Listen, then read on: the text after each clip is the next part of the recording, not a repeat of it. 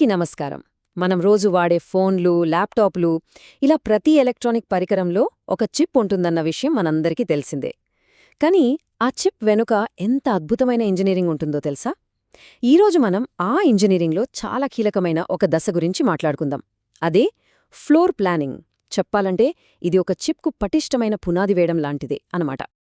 ఒక్కసారి ఆలోచించండి, ఒక ఇంజనీర్ ముందు ఎంత పెద్ద సవాలుంటుందో. వందల కోట్ల ట్రాన్సిస్టర్లు, మెమరీలు ఇలాంటి ఎన్నో భాగాల్ని కేవలం మన గోరంత ఉండే సిలికాన్ ముక్క మీద ఎలా అమర్చాలి? వింటుంటేనే అసాధ్యం అనిపిస్తుంది కదా. కాని ఈ అసాధ్యం అనిపించే ప్రశ్నకు సమాధానమే ఫ్లోర్ ప్లానింగ్.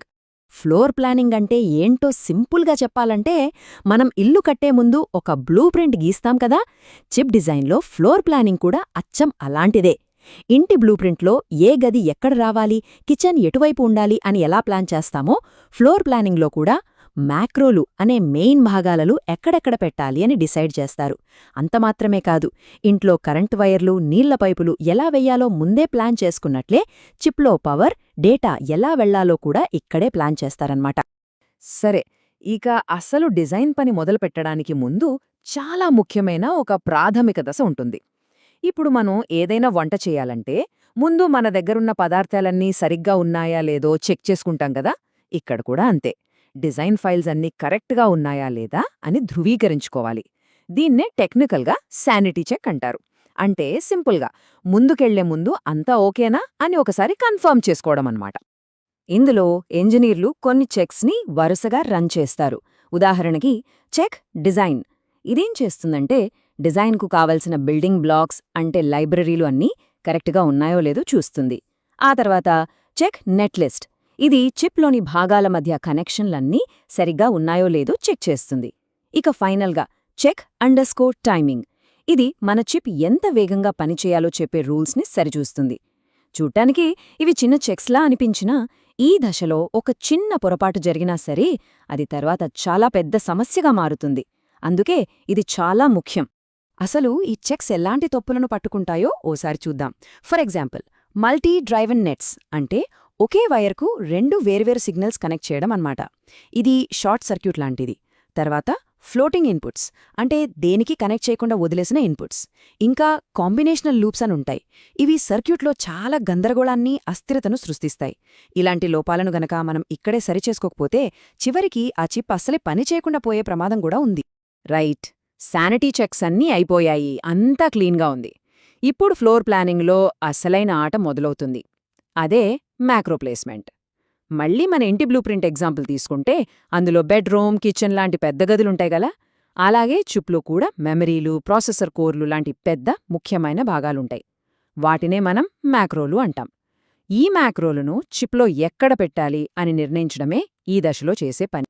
మరి ఈ మ్యాక్రోలను ఎలా ప్లేస్ చెయ్యాలి? సరైన పద్ధతి ఏంటి? మనం చెయ్యకూడని తప్పులేంటి? చూడండి, సరైన పద్ధతిలో అయితే మ్యాక్రోలను చిప్ అంచుల చుట్టూ ఒక ఆర్డర్లో నీట్గా అమర్చుతారు. వాటి మధ్య వైర్లు వెళ్లడానికి కావలసినంత ఖాళీ కూడా వదిలిపెడతారు. కాని తప్పుగా ప్లేస్ చేస్తే ఎలా ఉంటుందంటే మ్యాక్రోలను చిప్ మధ్యలో ఎక్కడ పడితే అక్కడ గందరగోళంగా, ఒక్కోసారి ఒకదానిమీద ఒకటి కూడా పెట్టేస్తారు. ఇలా చేయడం వల్ల డిజైన్లో చాలా పెద్ద సమస్యలొస్తాయి. సో ఇది ఖచ్చితంగా అవాయిడ్ చేయాల్సిన విషయం. ఈ ప్లేస్మెంట్ చేసేటప్పుడు కొన్ని స్ట్రిక్ట్ రూల్స్ ఫాలో అవ్వాలి. ఫస్ట్ రూల్ ఏంటంటే మ్యాక్రోలను వాటికి సంబంధించిన ఐఓ పిన్లకు వీలైనంత దగ్గరగా పెట్టాలి. దీనివల్ల కనెక్షన్ వైర్లు పుట్టిగా ఉంటాయి, సిగ్నల్స్ వేగంగా వెళ్తాయి. రెండవది, ప్రతి మ్యాక్రో చుట్టూ హ్యాలో అనే కొంచెం ఖాళీ స్థలాన్ని వదిలిపెట్టాలి. ఇదొక సేఫ్టీ జోన్ లాంటిదన్నమాట. ఇంకో ముఖ్యమైన విషయం, రెండు మ్యాక్రోల మధ్యలో ఛానల్స్ అనే ఖాళీని వదలాలి. ఈ దారుల నుంచే మిగతా వేల వైర్లను లాగుతారు. ఈ రూల్స్ అన్నీ పక్కాగా పాటిస్తేనే చిప్ అనుకున్నట్టుగా సమర్థవంతంగా పనిచేస్తుంది. సరే, మన చిప్ సిటీలో పెద్ద పెద్ద బిల్డింగ్స్ అంటే మ్యాక్రోలను పెట్టేశాం. మరి వీటన్నింటికీ పవర్ ఎలా? నెక్స్ట్ స్టెప్ అదే, మొత్తం చిప్కు కరెంట్ సప్లై చేసే ఒక పెద్ద నెట్వర్క్ను నిర్మించడం. దీన్నే మనం పవర్ గ్రిడ్ అంటాం. ఈ పవర్ గ్రిడ్ నిర్మాణం ఎలా ఉంటుందంటే ముందుగా చిప్ కోర్ చుట్టూ ఒక పవర్ రింగ్ వేస్తారు. ఇదొక పెద్ద రింగ్ రోడ్ లాంటిది. ఆ రింగ్ నుంచి నిలువుగా, అడ్డంగా కొన్ని లైన్స్ లాగుతారు. వీటినే పవర్ స్ట్రాప్స్ అంటారు. ఇవన్నీ కలిసి చూడ్డానికి ఒక జాలీలా, ఒక మెష్ లాగా ఏర్పడతాయి.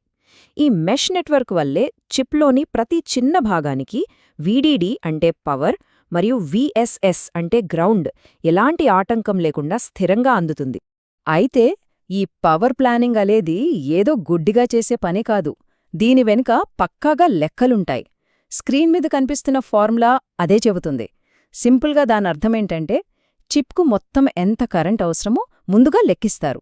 ఆ తర్వాత దాన్ని సప్లై చేసే మెటల్ వైర్లు ఎంత కరెంటును తట్టుకోగలవో చూస్తారు. ఈ రెండింటిని బట్టి ఆ పవర్ రింగ్ ఎంత వెడల్పుగా ఉండాలో నిర్ణయిస్తారన్నమాట. ఇది చాలా చాలా కీలకమైన లెక్క.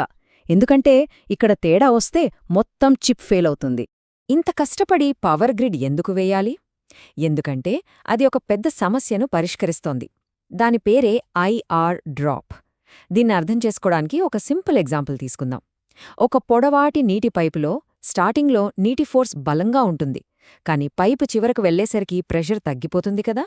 పవర్ గ్రిడ్లో కూడా అంతే. కరెంటు వైర్లలో ప్రవహిస్తున్నప్పుడు వోల్టేజ్ కొద్దిగా డ్రాప్ అవుతుంది. ఈ డ్రాప్ గనక మరీ ఎక్కువైతే చిప్లోని భాగాలకు సరిగ్గా పవర్ అందదు. దానివల్ల అవి నెమ్మదిగా పనిచేయడమో లేదా పూర్తిగా ఆగిపోవడమో జరుగుతుంది. ఈ ఐఆర్ డ్రాప్ ప్రభావం చిప్ పర్ఫార్మెన్స్ మీద ఎంత దారుణంగా ఉంటుందో చూద్దాం. ఫర్ ఎగ్జాంపుల్, ఐఆర్ డ్రాప్ చాలా ఎక్కువగా ఉందనుకోండి. మన చిప్ 100% స్పీడ్తో పనిచేయాలని ఆశిస్తే అది కేవలం 85% స్పీడ్తోనే పనిచేస్తుంది. అంటే దాదాపు 15% పర్ఫార్మెన్స్ లాస్.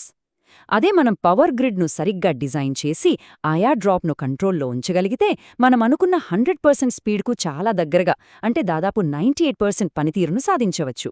చూశారా ఎంత తేడా ఉందో? ఓకే, మ్యాక్రోలు పెట్టేశాం, పవర్ గ్రిడ్ కూడా వేసేశాం, ఫ్లోర్ ప్లాన్ దాదాపుగా రెడీ అయిపోయింది. కానీ దీన్ని ఫైనల్ చేసే ముందు ఒక చివరి, చాలా ముఖ్యమైన దశ ఉంది.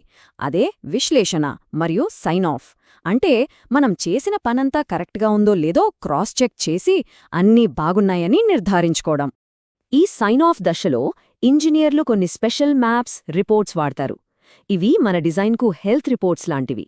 మొదటిది కంజెషన్ మ్యాప్. ఇది మన చిప్లో వైర్లకు ఎక్కడెక్కడ ట్రాఫిక్ జామ్ అయ్యే అవకాశముందో చూపిస్తుంది. రెండవది ఐఆర్ డ్రాప్ మ్యాప్.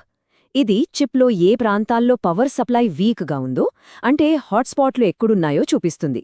ఇక మూడవది యూటిలైజేషన్ రిపోర్ట్. ఇది మనం చిప్ ఏరియాను ఎంత ఎఫిషియెంట్గా వాడుకున్నామో చెబుతుంది. ఈ రిపోర్ట్స్ అన్నీ క్లీన్గా వస్తేనే ఫ్లోర్ ప్లాన్కు గ్రీన్ సిగ్నల్ అన్నమాట. సో ఫైనల్గా నెక్స్ట్ స్టేజ్ అయిన ప్లేస్మెంట్కు వెళ్లే ముందు ఇది మన ఫైనల్ చెక్లిస్ట్. ఒకసారి చూద్దాం. మ్యాక్రోలు అన్నీ నీట్గా ప్లేస్ అయ్యాయా? టిక్. పవర్ గ్రిడ్ మొత్తం కనెక్ట్ అయ్యి రెడీగా ఉందా? టిక్.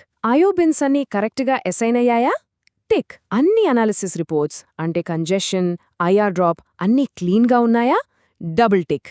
ఈ చెక్లిస్ట్లో అన్నీ ఓకే అయితేనే ఫ్లోర్ ప్లాన్ సైన్ ఆఫ్ అయినట్టు. మనం నెక్స్ట్ స్టేజ్కు ధైర్యంగా వెళ్ళొచ్చు. చూశారుగా, ఫ్లోర్ ప్లానింగ్ అంటే ఒక చిప్కు ఎంత బలమైన పునాది వేస్తుందో. కానీ కొన్నిసార్లు అనుకోని సమస్యలు వస్తాయి. ఇప్పుడు ఫైనల్ బ్లూప్రింట్ ఉంది, అంతా అయిపోయింది అనుకున్న టైంలో ఐఆర్ డ్రాప్ చాలా ఎక్కువగా ఉందని రిపోర్ట్ వచ్చింది. మరి ఇప్పుడు ఏం చేయాలి? మొత్తం డిజైన్ను మొదట్నుంచి మొదలుపెట్టలేరు కదా. అలాంటప్పుడు డిజైన్ను పెద్దగా మార్చకుండా ఈ ఐఆర్ డ్రాప్ను ఎలా సరిచేయాలి? ఇది ఇంజనీర్లు రోజూ ఎదుర్కొనే ఒక పెద్ద సవాలు. దీనికి పరిష్కారాలు వెతకడమే అసలైన కిక్.